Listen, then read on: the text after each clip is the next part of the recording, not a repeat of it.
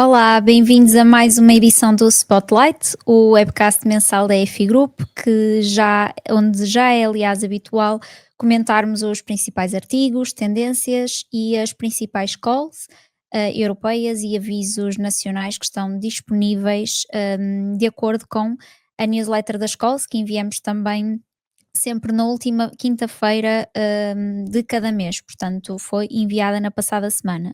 Relembro que se ainda não recebe esta newsletter, pode subscrevê-la através do primeiro comentário que deixamos disponível nesta sessão. A edição que vamos analisar hoje, como eu dizia, foi então enviada na passada quinta-feira, mas para quem não recebe, deixamos também o link disponível nos comentários para aceder a essa edição que foi então enviada e para poder acompanhar juntamente connosco ao longo da sessão de hoje. Antes das calls, como também já é habitual, começamos por discutir então aqui alguns temas que marcaram o mês e consideramos importantes para o tecido empresarial e não só, para as organizações como um todo. Para isso, o primeiro tema que eu trago é com base num artigo escrito pelo Ricardo Santos, o nosso consultor da EFI Group. O artigo é sobre inteligência artificial e os incentivos para acelerar a própria da inteligência artificial dentro das PMEs. Sabemos que a inteligência artificial está a deixar de ser uma aposta de futuro para se tornar uma ferramenta mesmo de valor imediato e concreto dentro das organizações. E portanto, hoje, com a intervenção do Ricardo, pretendemos também clarificar como é que se pode escolher entre benefícios fiscais e outros apoios diretos, para aceder ou para acelerar a adoção da inteligência artificial nas PME. Portanto, Ricardo, chamava-te à conversa. Olá, boa tarde. Olá, tudo bem? Tudo ótimo, obrigada Ricardo, espero contigo também. Ah, Sim. Sem demoras, perguntava-te onde é que a inteligência artificial realmente está a criar ganhos aqui para as PMEs, na eficiência de processos, na qualidade de decisão, novas receitas, onde é que está a ser criado este ganho de forma claro e concreto? É assim, atualmente, digamos que está a criar em todas estas áreas, ou seja, iniciando pelos processos, ou seja, a inteligência artificial é uma ferramenta muito útil para automatizar certas tarefas Uhum, que atualmente são repetitivas e, o, que, o que acontece é que os colaboradores ficam com mais tempo livre para dedicar a tarefas de maior valor acrescentado e também o que é muito importante é que é capaz de reduzir erros. Em relação à qualidade de decisão, tendo em conta que nós vivemos num mundo em que atualmente temos até informação a mais, uhum. diria que é uma ferramenta muito importante porque é capaz de, digamos, assimilar toda esta informação e dar-nos, digamos, a informação com um filtro, ou seja, o que facilita-nos a tomada. Hum, Em relação às novas receitas, já existem alguns setores, nomeadamente, pronto, pode-se afirmar que o marketing é um dos setores onde, digamos que a inteligência artificial está a crescer muito, nomeadamente quando estamos a falar, se calhar, das leads e pronto, hum, outras formas de ver as oportunidades e também, digamos que é uma forma de chegar a mais clientes e também expandir Uhum. os negócios. Hum, É assim, concluindo, pronto, as PMEs, digamos que estão a, a utilizar muitas ferramentas e também, digamos que são os colaboradores dessas empresas que começam a ver também o potencial das ferramentas e começam-nas a usar e também a adaptar à sua realidade. Certo, a necessidade surge dentro das próprias organizações. Exatamente. Existem incentivos como nós mencionamos, inclusive este artigo que tu escreveste para a Link to Leaders, já agora o artigo está disponível para leitura, menciona esses incentivos que estão disponíveis, mas quais é que são os maiores obstáculos para no acesso a esses incentivos? Portanto, para as empresas, conseguirem chegar a eles e claramente estes incentivos vão certamente apoiá-las na introdução de determinados processos dentro das organizações. Portanto, pergunto-te quais é que são os obstáculos e já agora se tens soluções para ultrapassá-los. É assim, se falarmos do CIFID, seja um Uhum, incentivo seja um benefício fiscal que incentiva o desenvolvimento, a investigação e desenvolvimento nas empresas, aí estamos aqui a falar um pouco da ambiguidade se isto é ou não ID. Ou ok. seja, como a tecnologia já existe, pronto, ou seja, o base é a inteligência artificial, mas a qualquer empresa vai ter que adaptar, digamos, este modelo base à sua realidade. E, e na nossa opinião, digamos que está a fazer investigação porque tem que adaptar o modelo e até podem surgir depois oportunidades de comercializar esse modelo para outros fins, pronto, etc. Digamos que há aqui a capacidade da empresa evoluir neste ponto de vista. Ok. Aqui a dificuldade é a ambiguidade, porque muitas das vezes isto não é considerado ID. Ahm, e depois também outros obstáculos, também tem a ver com a burocracia, ah, pronto, aqui formas de superar estes obstáculos, incide em começar a planear as candidaturas com antecedência, Uhum. hum, adotar práticas que comprovem a inovação, seja adotar a narrativa e mesmo tentar ao máximo interiorizar a inovação no projeto. Hum, e penso que seja assim o mais objetivo possível. Uhum. Tu mencionaste aí o CIFID, mas existem, lá está, que é um benefício fiscal, mas existem outros incentivos. Quando uma PME quer dar os primeiros passos em inteligência artificial, como é que decide, lá está, entre um CIFID, entre uma inovação produtiva ou até entre incentivos do PRR? Em que casos cada via faz mais sentido? É assim, pronto, começando pelas PMEs, se calhar faz mais sentido um benefício fiscal, ou seja, Uhum. dando um exemplo prático, ou pegar no modelo de inteligência artificial já existente e adaptar às necessidades da empresa, digamos, criar agentes para efetuar as tarefas da empresa, ou seja, o custo aqui não é tão elevado, ou seja, tendo em conta a dimensão de algumas empresas, se calhar é até o mais atrativo porque não exige um investimento inicial muito elevado. Uhum. Agora, indo para sistemas de incentivo de inovações produtivas, ou seja, aqui o que faz sentido entrar já seria a aquisição de hardware, de servidores, para Uhum. fazer o processamento dentro da empresa. Ou seja, a empresa assim não depende de, das empresas que existem aí no mercado que estão a comercializar estes modelos. Ou seja, se a empresa quer manter os seus dados de forma interna, uma boa opção e pronto, desde que seja devidamente justificada a inovação, penso que será se calhar Através um de novo compra de ponto. Sim, Através de sim. compra de equipamentos e despesa elegível, parece bem. Uma última pergunta, aqui em jeito de desafio. Se tu pudesses mudar algo no desenho dos incentivos, nomeadamente critérios de elegibilidade, prazos, que pudessem facilitar e acelerar a transformação digital através da inteligência artificial nas empresas, o que é que mudarias e, portanto, o que é que sugeres aqui aos organismos também que alterem para podermos acelerar estes processos? Assim, eu acho que se os critérios fossem mais inclusivos, aqui neste caso do Uhum. CIFID, de não ser ambíguo, como é atualmente, se é ideia ou não, hum, Poderia de facilitar, não é? exatamente. E depois, o que é muito importante era que estas decisões fossem tomadas rapidamente, ou seja, quando se submete a candidatura, o que acontece atualmente é que a decisão demora algum tempo. E tendo em conta que nesta área, a tecnologia evolui, já não a meses, mas às vezes,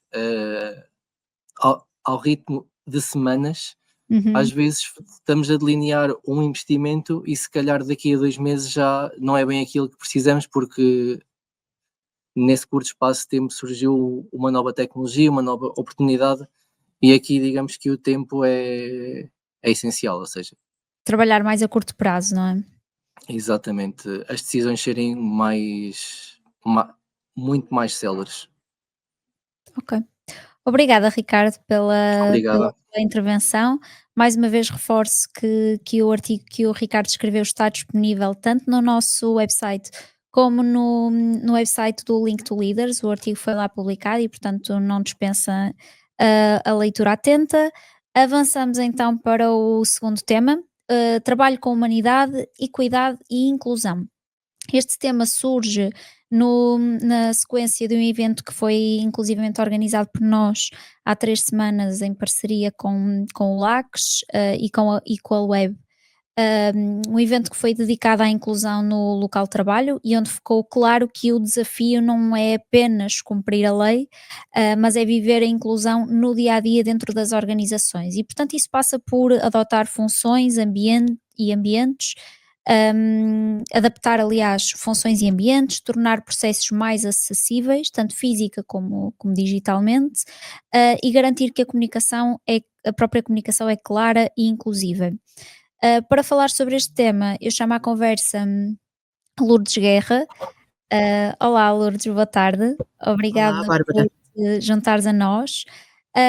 Como eu falava, já não é só sobre o cumprimento da lei e, portanto, eu pergunto-te como é que passamos deste cumprimento legal para a inclusão viva realmente no dia a dia dentro das organizações? Este que é um tema cada vez mais discutido e mais relevante, e premente. Sem dúvida. Obrigada, Bárbara, pela oportunidade de estar aqui a conversar sobre este tema. Bom, eu não tenho aqui uma bola de cristal nem uma solução mágica, não é? Uma varinha mágica para ter uma resposta, mas daquilo que também o evento nos fez transparecer, porque trouxemos aqui um conjunto de partes interessadas muito relevantes para discutir este tema, é que sem dúvida Estamos com a dificuldades em ouvir-te, chave Lourdes, desculpa. está em tornar a inclusão parte deste temática. Ok. Consegues-me ouvir? Sim, agora está melhor. Portanto, eu penso que a imagem está um bocadinho instável, mas o áudio já está melhor, portanto podes Ok, continuar, desculpa. ok, obrigada. Eu estava a comentar que realmente a chave está em tornar a inclusão parte da Uhum. cultura e dos processos. Esta transição, é claro que ela exige de alguma forma uma abordagem sistémica que seja intencional, ou seja, não é ali mais uma lista de tarefas para fazer, ela realmente tem que ser, digamos, patrocinada pela gestão de topo, não é? Não basta, como dizias, no enquadramento e bem, cumprir normas, é preciso escutar, é preciso adaptar, é preciso agir, por vezes, portanto, independentemente daquilo que são muitas vezes as orientações legais, mais do que isso, cada organização é única, particular, as pessoas que as constituem também por si só são diferentes, não é? Isso significa que existe uma necessidade de ajuste de funções para acolher também a diferença de cada um de nós, seja por as coisas mais básicas que vimos no evento, até com alguns exemplos. Convido a quem não teve a oportunidade de estar presente ou assistir live, nós temos no nosso canal de YouTube esse link disponível, essa Exatamente. gravação. Portanto, seja às vezes por mais do que até as limitações motoras visíveis, e é necessário haver uma adaptação do layout do escritório para garantir acessibilidade. ou por outro tipo de limitações que às vezes são menos visíveis, nomeadamente pessoas neurodivergentes, que para aceder a Uhum. documentação ou para aceder a documentos, a plataformas digitais, etc., perdão, por vezes sentem uma maior dificuldade, e esta acessibilidade digital nem sempre é tão palpável e, portanto, nem sempre é tão visível a sua necessidade de alteração. Enfim, a inclusão viva, não é? Como deve ser vivida, acontece quando cada decisão operacional considera ou se pergunta antes de ser a regra da casa, isto realmente é acessível para todos. E é claro que existe um conjunto de literatura neste sentido e de boas práticas apontadas, nomeadamente a acessibilidade universal, como esta adaptação Uhum. de espaços físicos ou digitais que estava a dar conta, a própria flexibilidade organizacional, ou seja, oferecer modalidades, seja o teletrabalho, os horários flexíveis, ou mesmo o apoio a cuidadores, não é? Ou seja, ajustar o trabalho e a forma como as pessoas executam as suas tarefas ajustadas àquilo que é a sua realidade individual, que é muito própria, não é? Nos dias de hoje de cada um. A própria comunicação cada vez é mais importante, a comunicação inclusiva, Sem portanto, dúvida. adotar linguagem que seja neutra, que seja clara, que seja acessível, e que de alguma forma respeite também aquilo que são os diferentes estilos cognitivos e culturais dos locais e das geografias onde operamos. A formação contínua continua a ser aqui também um tema e uma boa prática extremamente relevante, não é? Capacitar equipas para reconhecer, para mitigar preconceitos, até inconscientes, não é? Às vezes aquelas private jokes que todos nós reproduzimos, por vezes não pensamos o quão pode magoar a outra pessoa que ouve, e isto também apoia na inclusão e promove a empatia e o respeito, e claro, como eu começava também na minha intervenção, a liderança exemplar, que sem dúvida o envolvimento da gestão de topo e este patrocínio, digamos assim, da promoção ativa da inclusão, com políticas claras, com métricas até de acompanhamento, são medidas que não são ou não deveriam ser apenas éticas, não é? Não deveriam ser assim a linha de base inegociável de qualquer organização, mas são estratégicas, e isto ajuda também naquilo que é a própria contratação, a própria retenção de talento nas organizações e sua continuidade, e aquilo que é a proteção no final do dia também do negócio e do bem-estar dos nossos colaboradores. E portanto, equipas diversas, equipas que são mais inclusivas, tomam sem dúvida decisões melhores, inovam mais e têm, lá está, esta maior capacidade de retenção de talento e da gestão da própria continuidade de negócio. Excelente, não diria melhor. Um outro tema também que foi abordado durante o evento, e que é igualmente relevante, é perceber aqui a distinção entre igualdade e equidade no trabalho, não é? Porque são 2 conceitos muito diferentes. Podes Uhum. esclarecer-nos também, Lourdes, sobre isto? Sim, claro que sim. Olha, a igualdade oferece o mesmo a todos. Ou seja, independentemente das minhas características, eu costumo Uhum, até fazer este paralelismo. Se nós procurarmos, imaginem que estão três pessoas a tentar espreitar por cima de um muro.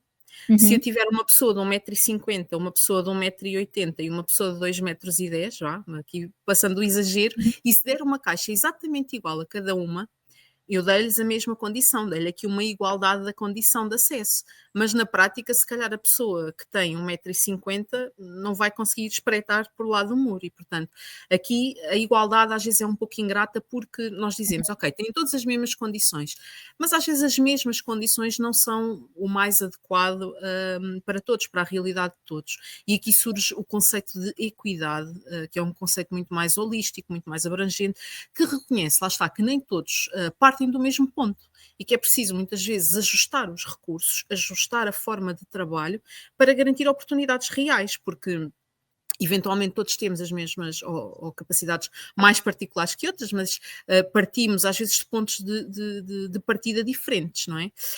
No conceito, pronto, muito aplicado, ou no contexto daquilo que é aplicado às organizações, isto tipicamente traduz-se em quê? Em políticas de progressão e recrutamento, ou de recrutamento e progressão ajustadas, portanto, um, procurar identificar e combater aquilo que são barreiras estruturais, não é? De grupos, até subrepresentados, as ditas minorias, programas de mentoria e desenvolvimento de carreira, porque muitas vezes há pessoas que até têm, há colaboradores que têm uma grande capacidade de trabalho, mas por alguma razão têm um perfil se calhar mais desajustado ou não tão enquadrável naquilo que é a realidade e a dinâmica da organização e que se calhar são mais tímidos ou são mais fechados ou vice-versa, ok? Estou aqui a dar exemplos no abstrato, mas para que de alguma forma sintam que existe uma oportunidade de trabalho de forma equitativa e que respeita as suas características. E há pouco, quando finalizava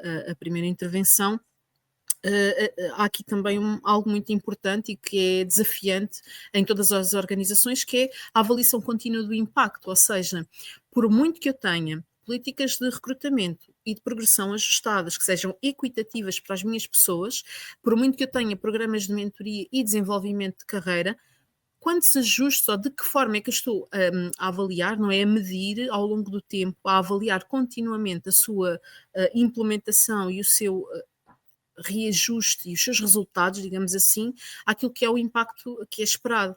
E, portanto, indicadores, até para além daquilo que é a própria representatividade, etc., de que forma é que eu, fazendo a avaliação contínua destas minhas medidas, posso, de alguma forma, maximizar ou majorar as minhas medidas de equidade. E, portanto, sem dúvida que aqui a equidade ela pode ser um motor de inclusão efetiva, não é? Uhum. Aqui dando seguimento àquilo que estávamos a conversar há pouco, e ela é mais do que isso, ela não pode ser também tratada como uma aparente medida de justiça, não é? Lá está, Sem que vai dúvida. muito mais em linha com aquilo que é a igualdade.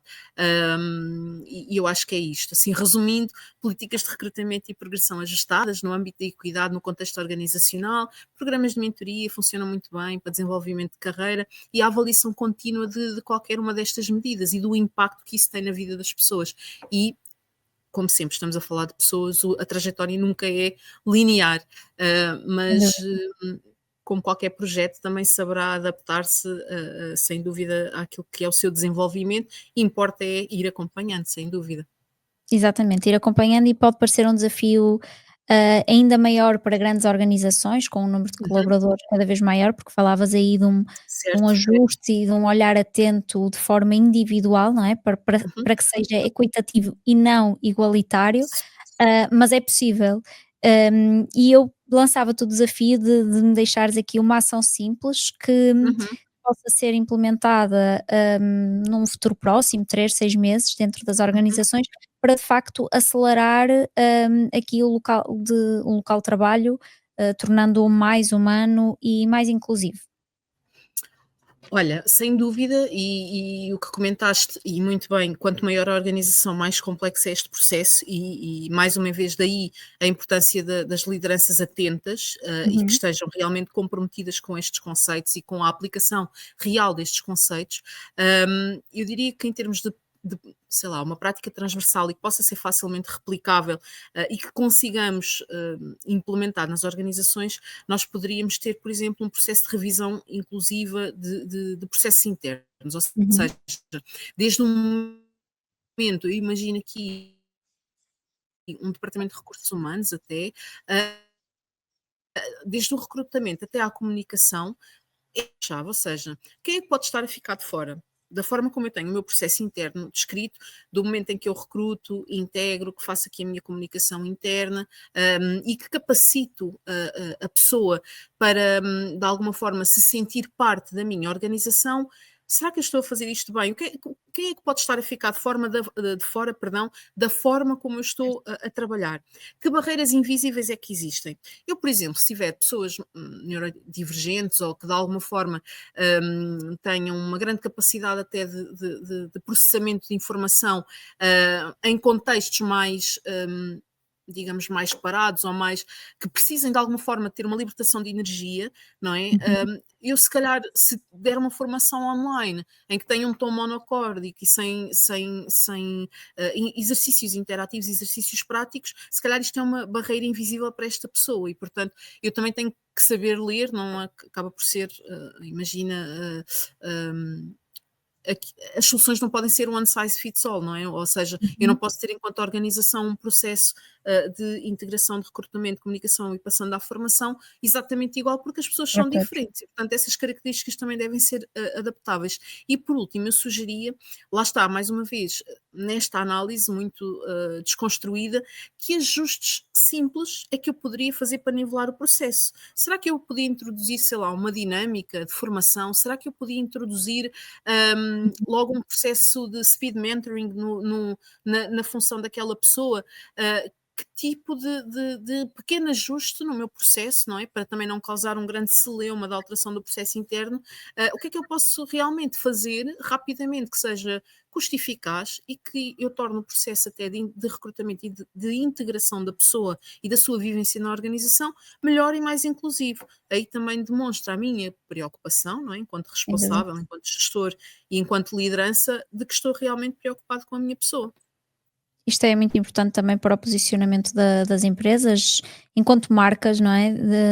Mesmo para, lá está, não só no recrutamento, até na prestação e na venda de serviço. Eu acho que estes temas estão cada vez mais, as pessoas estão Sem cada vez dúvida. mais atentas, não é? Uhum. Obrigada, Lourdes, pela tua intervenção. Eu vou aproveitar que estás aqui, mas vou mudar radicalmente o tema, porque muito recentemente foste nomeada embaixadora da Green Horizons Farmers, que é uma iniciativa europeia que promove práticas agrícolas sustentáveis, resilientes e com um Uhum. impacto climático positivo. Antes de mais, parabéns por esta distinção. E eu não queria deixar passar um momento sem te perguntar o que é que isto, o que é que este selo, no fundo, representa para ti e também para a EFI Group, não é? Esta nomeação, Uhum. e que impacto é que esperas gerar através da integração nesta rede? E também se nos puderes enquadrar um pouquinho sobre o que é isto. Sim, claro que sim. Olha, obrigada, Bárbara. Sem dúvida foi assim também uma surpresa para mim, para nós, porque enfim, a EFI tem feito aqui um trabalho notável até pronto, com os seus clientes e com a difusão, digamos, de práticas responsáveis e alinhadas com aquilo que é o conceito da sustentabilidade ou do desenvolvimento sustentável, digamos assim, muito Uhum, alinhado também com aquilo que é o nosso propósito, os nossos valores. Para mim, em particular, é claro que representa um marco importante naquilo que é o meu papel na EFI, na ligação à inovação, à sustentabilidade, ao impacto climático positivo no setor agrícola, aqui com especial enfoque, claro, para o mercado nacional. Um, e sem dúvida que é o culminar aqui de trabalho de alguns anos, não é? Este reconhecimento, e estamos ainda muito no início do projeto, mas eu uhum, antevejo bons resultados. Como comentavas há pouco, esta iniciativa é uma iniciativa colaborativa, ok? Sem fins lucrativos, ela visa de alguma forma acelerar aqui, dar algum conhecimento e acelerar a transição para práticas agrícolas que são regenerativas, que são mais resilientes, muito em linha com aquilo que são as disposições e diretivas da União Europeia. uhum. E na persecução, lá está, dos objetivos climáticos. Ela reúne um conjunto de especialistas, eu aqui felizmente não serei a única, não é? Ela tem aqui um conjunto alargado de especialistas que de alguma forma vão procurar, por um lado, passar informação, mas por outro lado também ouvir e adaptar aquilo que é o conhecimento de investigadores, de agricultores, de decisores políticos. Porquê? Porque aqui o grande objetivo é promover soluções que são baseadas na ciência, na tecnologia, na experiência de campo, e eu diria que isto é o culminar de uma sinergia, de uma simbiose muito interessante entre vários atores para este setor. Para a EFI, é claro que é uma honra, não é? Nós estarmos a bordo deste processo e deste projeto. É uma nomeação que reforça, sem dúvida, o nosso compromisso com a sustentabilidade, com aquilo que nós advogamos, que a sustentabilidade também é, e também tem aqui um papel muito interessante como motor de inovação, motor de competitividade, porque são temas que nós não conseguimos dissociar da vertente económica e de desenvolvimento das organizações, e permite-nos também aqui, de alguma forma, estreitar mais aquilo que é a relação ou conectar o setor agrícola com instrumentos de financiamento, à inovação e à transição verde, promover até projetos mais colaborativos que possam integrar então estas componentes de ciência e de tecnologia, de conhecimento local, de proteção àquilo que é também hum, aquilo que é a variabilidade, não é, agrícola nacional e de práticas nacionais dos nossos agricultores, e por outro lado também, com aquilo que é o feedback e o reconhecimento em campo, influenciar políticas públicas, práticas empresariais. Isso também é importante, porque infelizmente ainda existe aqui um gap muito grande naquilo que é a ciência, no que se constrói, naquilo que é a decisão política, na legislação, e naquilo que é a realidade de chão do campo, do chão de fábrica, muitas vezes, não é? Enfim, é aqui uma oportunidade única. Enfim, para mim em particular também acaba por ser uma extensão natural do meu trabalho, não é? Porque eu acabo por trabalhar com muitas organizações diferentes, com temas muito abrangentes, e a ideia aqui, claro, é sempre amplificar boas práticas, porque se pensarmos, o setor agrícola, ele acaba por ser uma das bases também da nossa sobrevivência, não é? Estamos a falar de um setor que alimenta pessoas e, portanto, as suas práticas, quanto mais este setor for economicamente viável, mais resiliente, que as suas práticas de alguma forma promovam o respeito pelos limites planetários, também é claro que vamos contribuir de forma mais incisiva para aquilo que nós chamamos as crises gêmeas, não é? A crise climática e a crise de perda de biodiversidade, e asseguramos aqui também uma maior continuidade, portanto, do trabalho que fazemos no dia a dia no domínio da sustentabilidade. Excelente, mal podemos esperar por mais resultados, feedback associados a esta nomeação. Mais uma vez, parabéns, Lourdes, e obrigada pela tua participação aqui hoje. Avançamos para o último bloco deste webcast, a análise das principais calls nacionais e europeias, como já é habitual. Temos então aqui, como eu mencionava no início da sessão, a newsletter das calls, que foi enviada na passada quinta-feira, portanto sempre na quinta-feira, última quinta-feira de cada mês.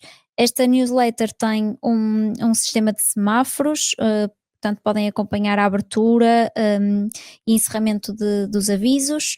Como também é habitual, temos o Guilherme e a Sofia connosco para nos darem aqui nota de quais é que são as principais oportunidades a que as empresas devem estar atentos, pelo menos nos próximos tempos.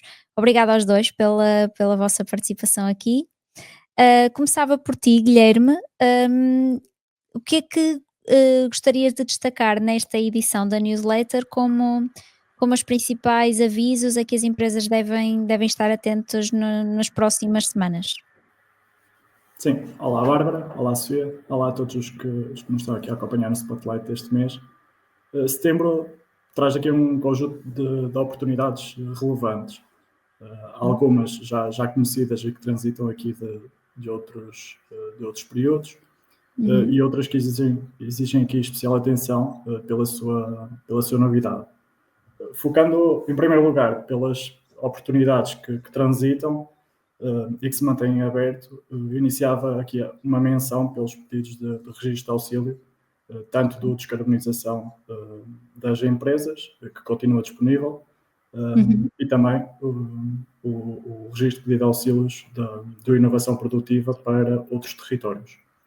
Relativamente a avisos em concreto e que já se encontram neste momento em aberto, ao nível da inovação, pegando aqui na inovação produtiva, existe já candidaturas que podem ser submetidas e destinadas a PMEs que estão inseridas em territórios de baixa densidade.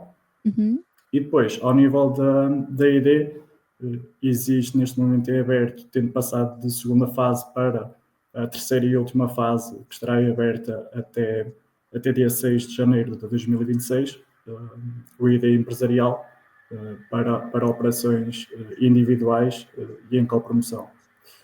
Igualmente, existe também em aberto e num período ou numa fase já bastante avançada, na qual termina no dia 30 do 10, operações ao nível do sistema de incentivos à investigação, desenvolvimento e inovação. Relativamente a oportunidades para grandes empresas, podem apresentar também candidaturas tanto à inovação produtiva como ao ID empresarial, através do regime contratual de investimento, e cujos prazos se prolongam até ao final do ano. Depois, em perspectiva também para este mês, aqui já novos avisos. Prevê-se aqui o término do registro de pedido de auxílios que referi em primeiro lugar, o de descarbonização, e iniciar aqui efetivamente a fase de candidatura. Candidatura oficial. Depois, exatamente. Depois, aqui em termos de qualificação e internacionalização, aqui o potenciar de candidaturas ao nível da qualificação e digitalização dos modelos de negócio, bem como nos processos de internacionalização das empresas.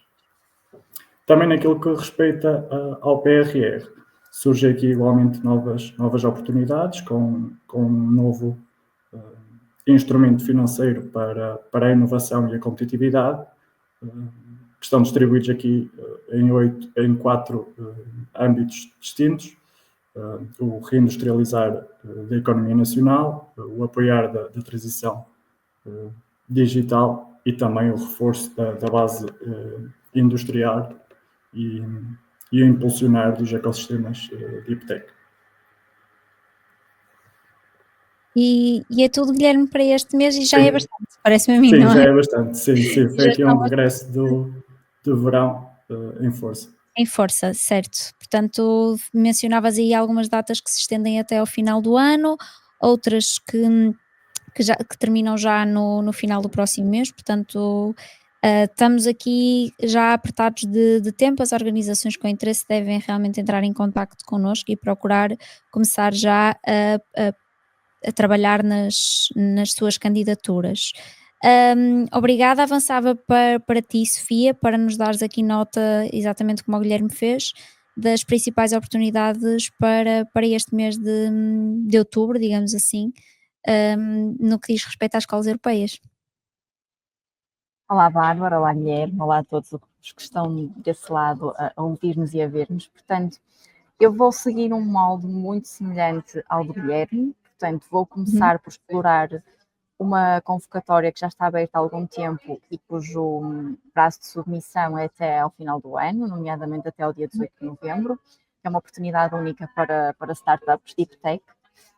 E vou também passar a novas convocatórias que abriram entretanto, mais na área da saúde, e portanto vou assim também nesse registro. Portanto, passando aqui para a primeira, ou seja, que já está aberta há algum tempo e que encerra entretanto, é o EIC Pré-Explorador, portanto é uma novidade este ano no panorama europeu. Portanto, esta convocatória visa apoiar startups Deep Tech em fase inicial em países widening, ou seja, países moderadamente inovadores nos quais Portugal se insere. Portanto, o objetivo desta convocatória é preparar estas empresas com estas características específicas para captar quer investimento privado, quer financiamento do EIC Accelerator. Portanto, aqui quem é que se pode candidatar?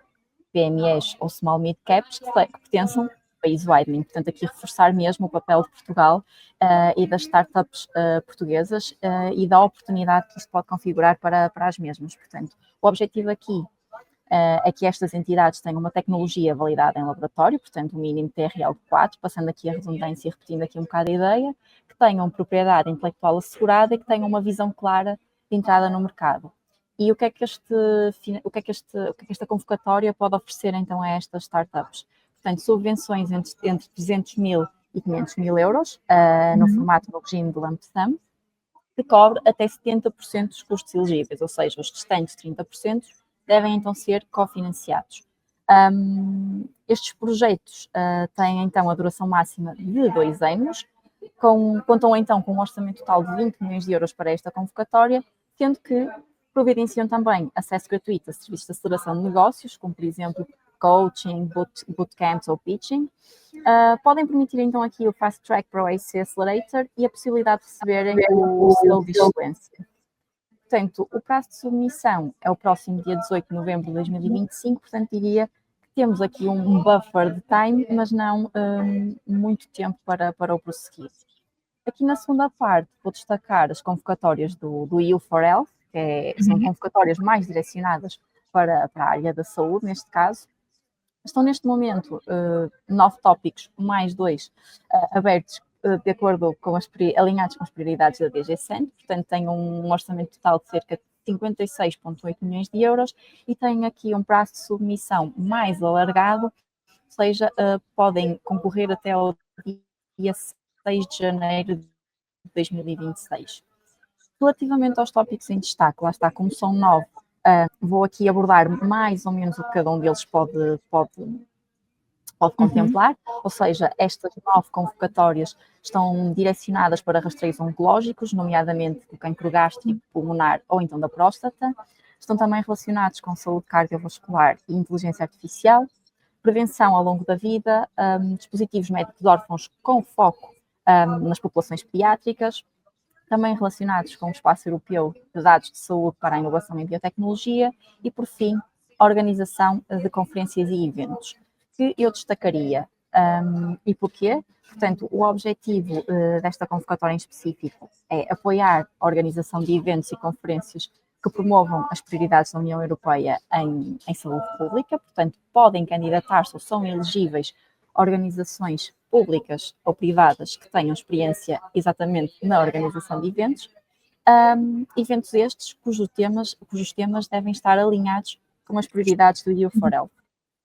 Portanto, as subvenções serão atribuídas com base em critérios de relevância, impacto e a capacidade de organização. Estão disponíveis para esta convocatória cerca de 600 mil euros. De destacar aqui também que, para além da informação que pode ser consultada na plataforma Funding and Tenders, no dia 9 de outubro de 2025, das 10 às 13h30, 15h30, portanto, em horário 7, ou seja, mais uma hora aqui em Portugal, vai haver também uma sessão de informação de esclarecimentos relativo a este programa. Portanto, resumindo, o EIC Pré-Acelerador é aqui uma excelente porta de entrada para startups de deep tech em países widening, como o nosso caso, Portugal. E, por outro lado, temos aqui o EU4Health um bocadinho mais desalinhado como o Pré-Acelerador, que oferece oportunidades mais amplas para projetos de saúde pública e com destaque, neste caso e hoje, para a organização de eventos estratégicos. Portanto, há algum tipo de dúvida ou algum tipo de informação mais detalhada em alguma das outras convocatórias, também, claro, estaremos disponíveis para esclarecer. Sem dúvida. Aliás, todas estas convocatórias que foram abordadas, tanto por ti, Sofia, como pelo Guilherme, estamos totalmente disponíveis e podem deixar os vossos comentários até diretamente nesta sessão, que nós teremos todo o gosto em responder se houver alguma dúvida relacionada com qualquer um destes avisos.